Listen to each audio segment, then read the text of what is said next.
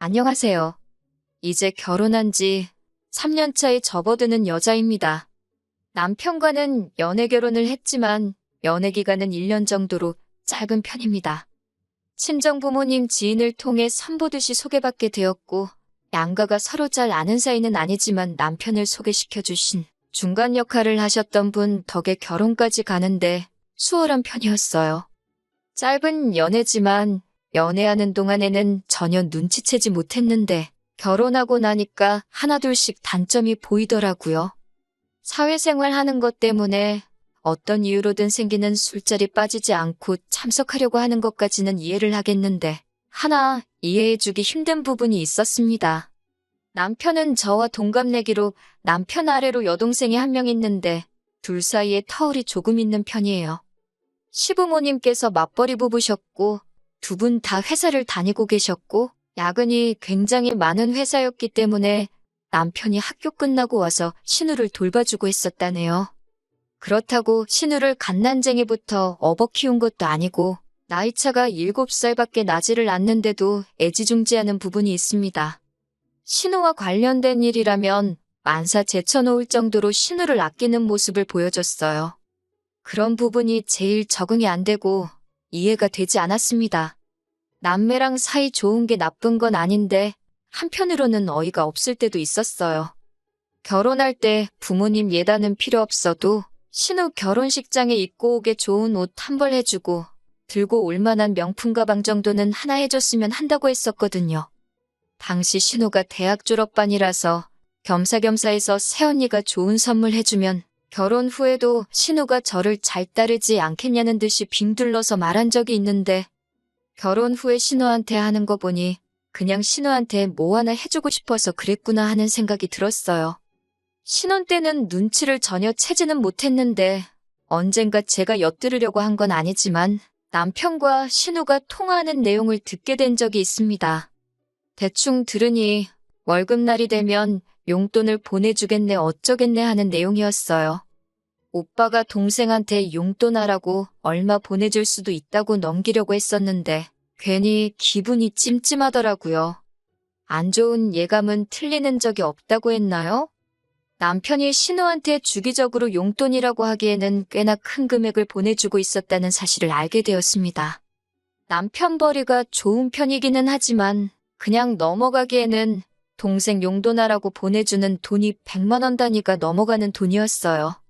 처음에는 조금 지나친 거 아니냐고 좋게 말하고 넘어갔는데 그때 한 번만이 아니고 계속 저를 속이면서 신우한테 몰래몰래 돈을 보내주고 있다가 또 한 번 저에게 들켜버렸습니다.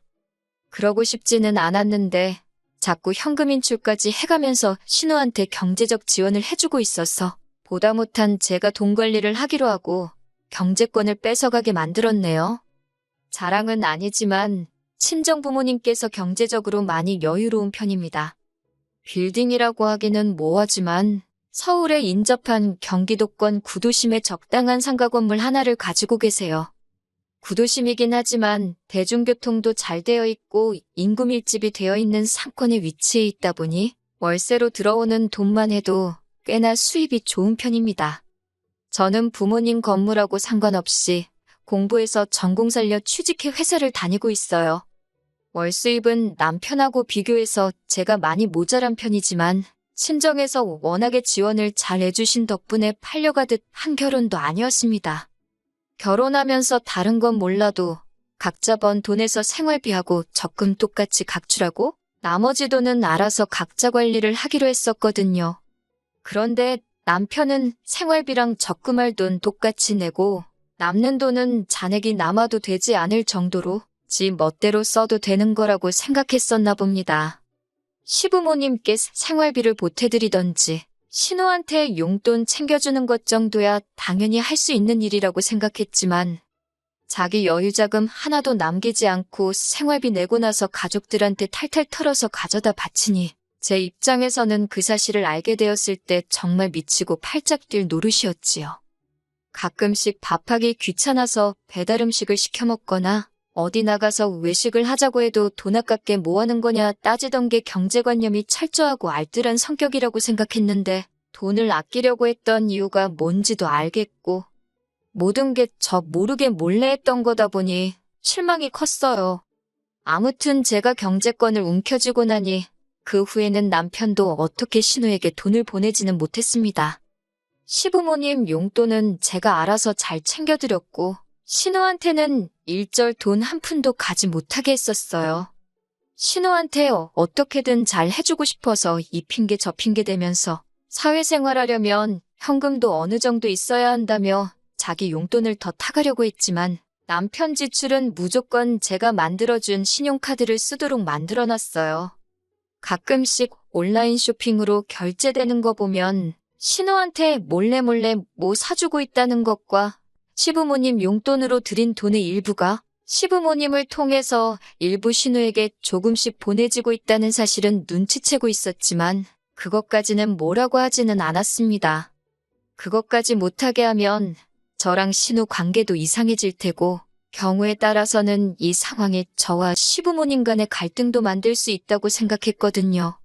아무튼 유도리 있게 제가 잘 조율해가면서 돈 관리를 해왔기 때문에 넘어갈 건 넘어가주고 하면서 원만한 결혼 생활을 유지하고 있었습니다. 그러다 작년 여름쯤에서 제가 다니는 회사 상황이 조금씩 안 좋아지기 시작했어요. 한참 거리두기 하던 시절이라서 여타 다른 규모 작은 회사들처럼 인원 감축도 있었고 여러 가지로 어려운 상황이었습니다. 저 또한 그 타격을 피해갈 수가 없었어요. 회사에서 정리해고 이야기가 나오고 있고 여러모로 스트레스를 많이 받고 있었습니다. 그걸 지켜본 친정부모님께서 저한테 제안을 하나 해오셨어요. 부모님 건물 상가 1층 자리에 아주 작은 상가이긴 한데 공실이 생기게 되었다면서 저보고 그 상가에다가 가게 하나 차려서 해볼 생각이 없냐고 물어오셨습니다. 이야기를 들어보니 그 자리에서 원래 장사하던 분은 어떻게 일이 잘 풀려서 그 자리에서 번 돈을 가지고 근처에 더 큰 상가로 이전을 하게 되었다는 거예요. 자리도 대로변에 위치한 데다가 유동인구도 많은 지역이다 보니 뭘 해도 지금 회사에서 버는 것보다 훨씬 잘 벌 거라고 하시더라고요. 저도 회사에서 받는 스트레스가 이만저만이 아니었다 보니 혹하긴 했습니다. 그런데 평생 회사 일만 해온 제가 아무리 자리가 좋다고 해도 어디부터 무엇을 해야 할지 도무지 감도 잡히지 않더라고요. 그러다 남편이 자기 지인의 지인 중에 작은 상가 건물 같은 곳에 사업하는 거 컨설팅을 해주는 사람이 있다고 그 사람이 아주 마이다스의 손이라고 하면서 그 사람 도움받은 사람 중에 잘 안 된 사람 찾는 게 더 힘들다고 하더라고요. 그리고 저보고 혹시 관심 있으면 지인의 지인 통해서 다리를 한번 놓아주겠다고 했어요.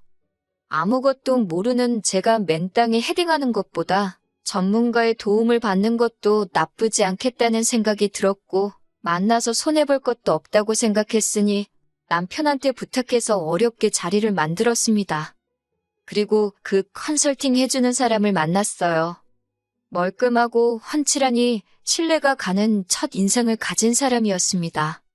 그런데 몇 번 도움을 받으며 만나고 있는데 첫 인상만큼 신뢰할 만한 사람이 아니라는 느낌을 받았습니다.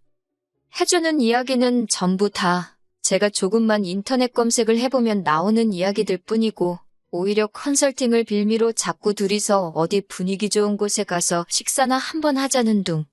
다른 사업하는 사람들은 어떻게 하고 있는지 답사 다녀오는 거라 핑계를 대면서 제사보다 제밥에 관심 있어 보이는 게 너무 티가 나더라고요.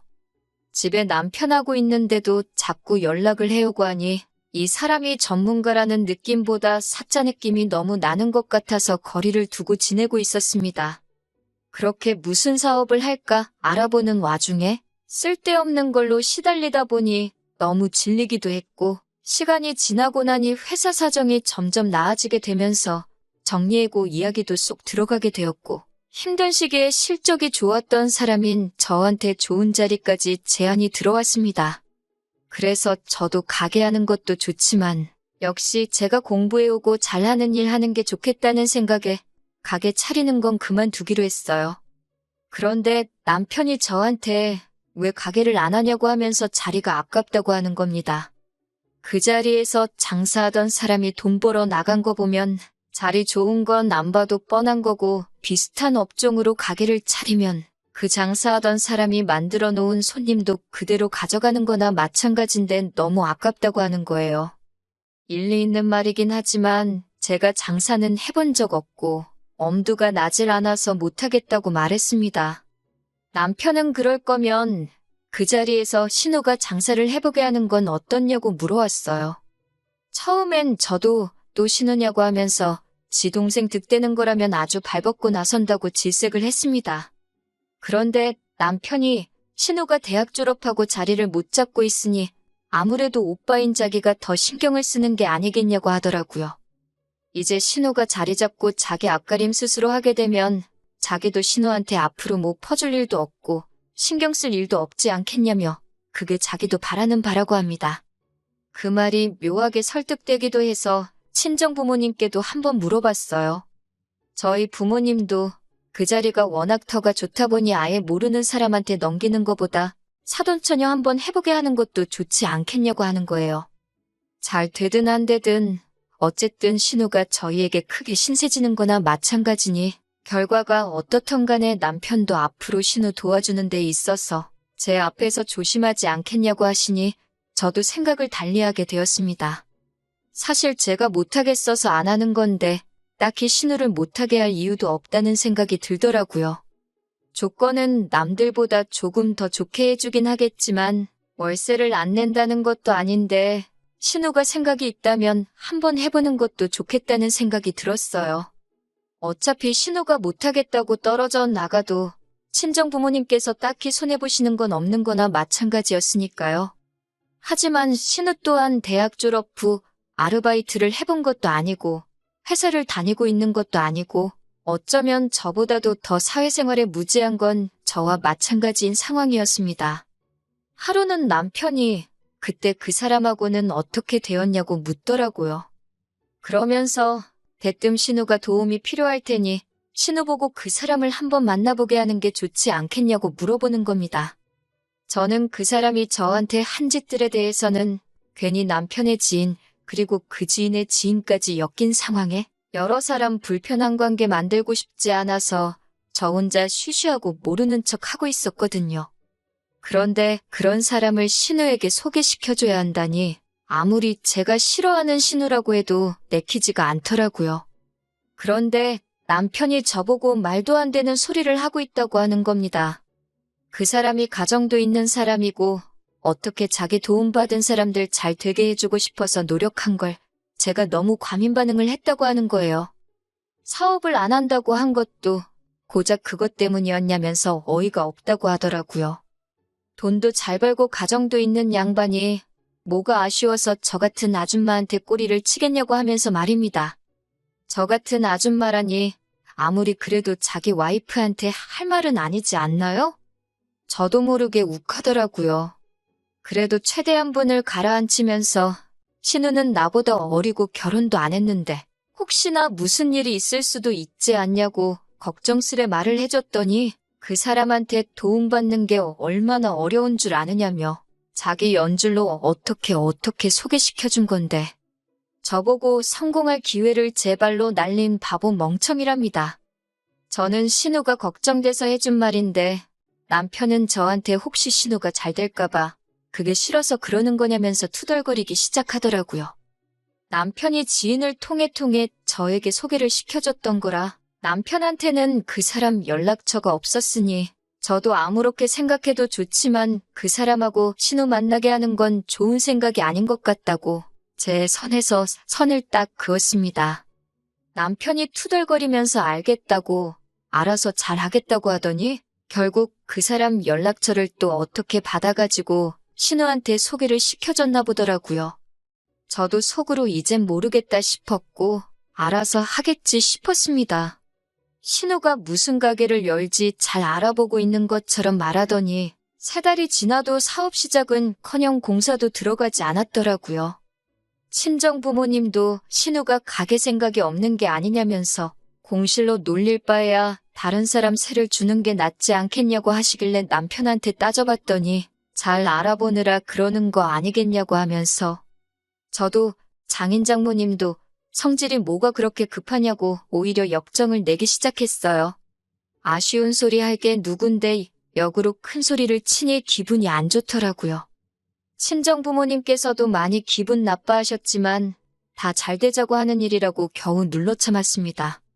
그리고 나서 또 2달쯤 지나 들려온 신우는 가게를 오픈한다는 소식보다 훨씬 더 충격적인 소식을 전해왔습니다.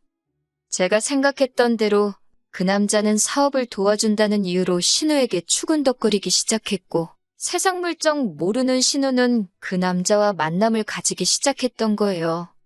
가정이 있는 남자가 그렇게 외간 여자를 만날 생각이면 조심해서 들키지나 말지 어떻게 현재 아내한테 걸려서 신우에게 상간녀 소송이 걸려온 겁니다. 뭐 대단한 일 한다고 한 건지 그 남자 핸드폰으로 대놓고 호텔 들락거린 증거까지 시키지도 않았는데 지들끼리 알아서 찍어댄 바람에 그 남자 집구석은 완전히 파탄이 나버리고 이혼 소송까지 걸린 상황이라 하더군요. 그리고 그쪽 집에서 신우한테는 신우대로 상간녀 소송을 따로 걸어온 거고요. 둘이서 재밌다고 찍은 증거물 때문에 그 부정행위의 정도가 지나쳐도 너무 지나치다는 인정을 받게 되면서 신우 앞으로 위자료도 거의 최고액에 가깝게 책정이 되었더라고요. 이제 막 사회생활을 시작할까 말까 하는 어린 신우는 당장 3천만 원에 달하는 위자료를 물어내게 생긴 겁니다.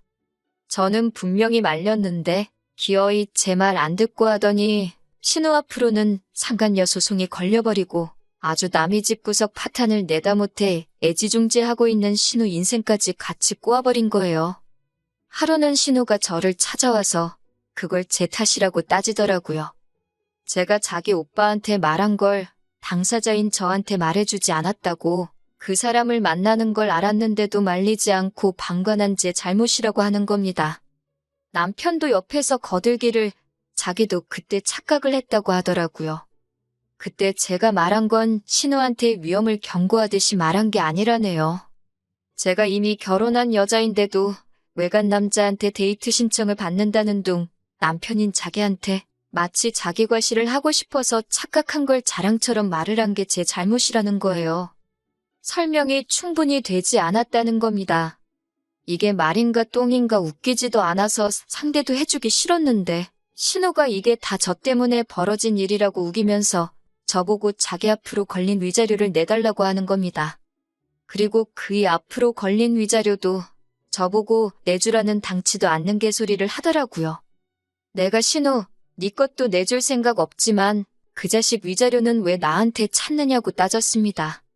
그러니 신우가 한다는 말이 두 사람 위자료를 제가 해결해주면 그 자식이랑 지랑 새살림을 차릴 계획이라는 거예요. 그러면 자기 앞으로 걸린 상간녀 꼬리표도 사라질 것이고 오히려 뒤늦게 찾은 진정한 사랑을 이룩한 커플이라며 동정표를 받을 거 아니냐입니다. 남편도 그 이름에 걸맞게 아주 남이 편이라는 걸 보여주고 싶었는지 저보고 옆에서 그렇게 해주자고 부추기더군요. 그 남자가 능력도 좋고 하니 신우 인생도 책임져 줄 수 있을 거 아니냐고. 그동안 제가 자기 월급을 관리했으니 그 정도 모아놓은 돈은 있는 거 다 안다고 빨리 내주자고 하는 거예요. 그걸 내가 왜 내주느냐 따지니 잘 생각하라는 겁니다. 신우 인생 또한 제 손으로 파탄을 낸 거나 마찬가지니 이제는 제가 싫어하는 신우 뒷바라지도 해주게 생긴 거 아니냐고 하는 겁니다. 평생 신우 책임져 줄 바에 두 사람 위자료 내주고 결혼시키는 게 오히려 싸게 먹힐 거라는 거예요. 뭔 되도 않는 자신감으로 짓거리는 말인지 싶더라고요. 제가 남편이 신우 도와주는 것마다 경기를 일으키며 싫어하니까 신우 위자료를 안 내주면 우리가 평생 뒷바라지 해주며 책임지겠다고 우기면 저한테 그 말이 통할 거라고 생각했나 봐요. 하지만 여기에는 더 확실한 해결책이 있었지요. 남편한테는 남편 술수에 넘어가주는 척 신우를 우리가 어떻게 평생 책임을 지냐고 그건 말도 안 된다고 걱정하는 척 연기를 했습니다. 남편은 자기 꾀가 통했다고 생각했는지 어깨에 잔뜩 힘이 들어가서는 그러니까 자기가 여태 벌어온 돈으로 신우랑 신우가 그이라고 부르는 그 바람둥이 놈의 위자료를 내주라고 하더군요. 저는 알겠다고 대답했지요.